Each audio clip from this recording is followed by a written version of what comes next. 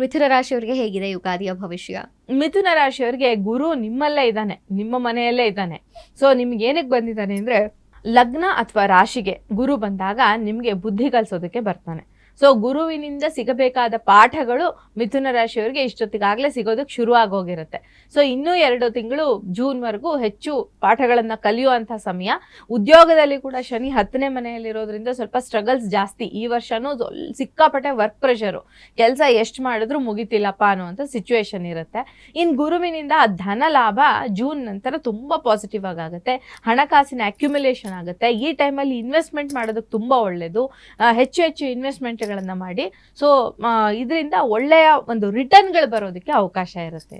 Okay okay, ಒಟ್ಟಾರೆ ಮಿಥುನ ರಾಶಿಯವರಿಗೆ ಚೆನ್ನಾಗಿದೆ ಹಾಗಾದ್ರೆ. ಚೆನ್ನಾಗಿದೆ, ಹೌದು.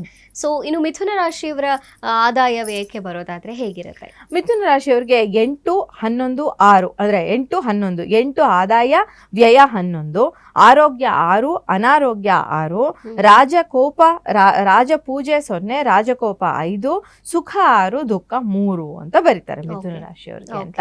ಸೊ ಎಲ್ರಿಗೂ ಪರವಾಗಿಲ್ಲ, ಒಂದು 6 ಸುಖ ಕೊಟ್ರೆ 3ನ್ನೇ ಕೊಟ್ಟಿದ್ದಾನೆ ನೆಗೆಟಿವ್ ಅಂದ್ರೆ ದುಃಖ ಅಂತ ಹೇಳ್ಬಿಟ್ಟು. ಯಾಕೆಂದ್ರೆ ಗುರುವಿನ ಸಹಾಯ ಈ ವರ್ಷ ಉಚ್ಚ ಸ್ಥಾನಕ್ಕೆ ಮೂವ್ ಆಗ್ತಿರುವಂತ ಗುರುವಿನ ಪಾಸಿಟಿವ್ನೆಸ್ ಎಲ್ಲಾ ರಾಶಿಗಳಿಗೂ ಕಾಣಿಸ್ತಾ ಇದೆ. ಇನ್ನು ಮಿಥುನ ರಾಶಿಯವರಿಗೆ ಪರಿಹಾರ ಏನು ಅಂತ?